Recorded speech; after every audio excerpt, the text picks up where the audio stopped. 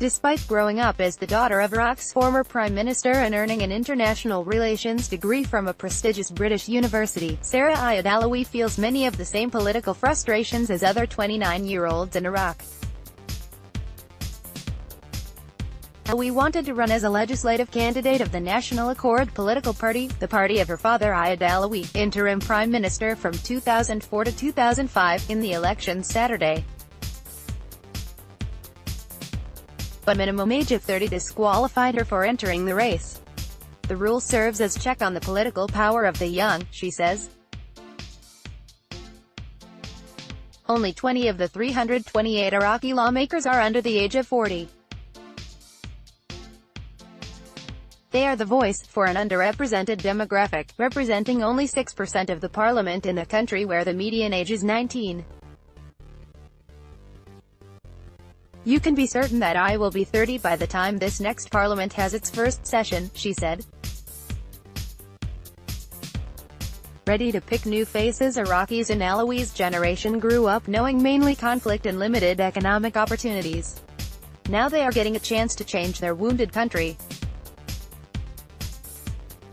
They are part of a new and growing wave of political activism in the wake of a militant threat against activists stretching back to 2003, when the U.S. invaded Iraq.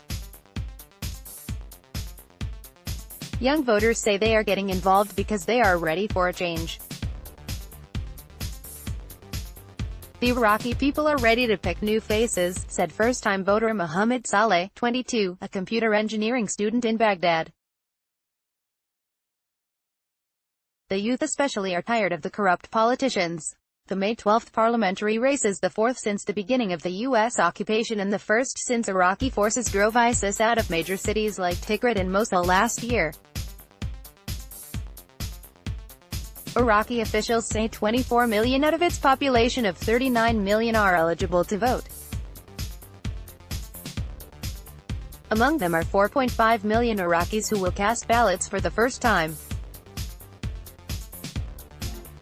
Related, 15 years after the U.S. entered Iraq, Baghdad breathes new life. From what I see and hear from youth on the ground and in social media, I think there is a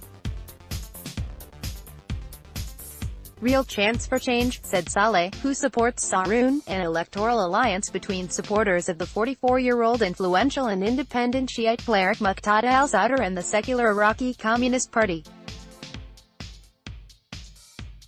The unlikely alliance between Iraq's communists and conservative Shiite activists has a history.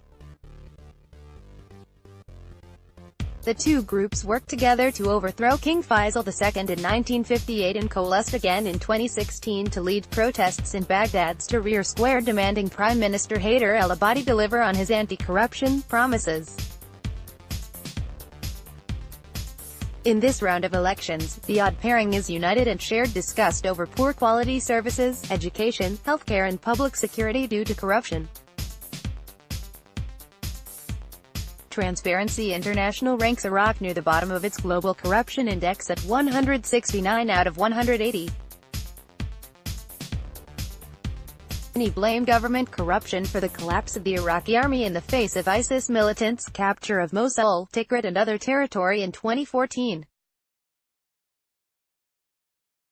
The army's failure led to the rise of self-protection forces like Al-Fateh, a hybrid militia and political party whose Shiite Muslim ideology resembles that of Lebanon's Hezbollah.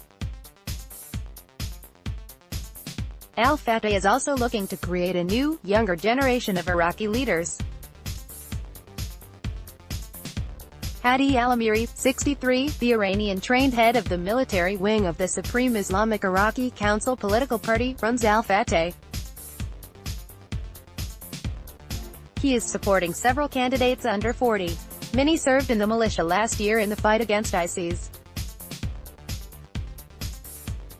One Al-Fateh candidate, Mohand al-Tamimi, 37, posted an online video claiming that his visit to China as a wholesale apparel broker gave him a solid background in global affairs, while his service to the Al-Fateh militia proves his readiness to fight for Iraq's national interests.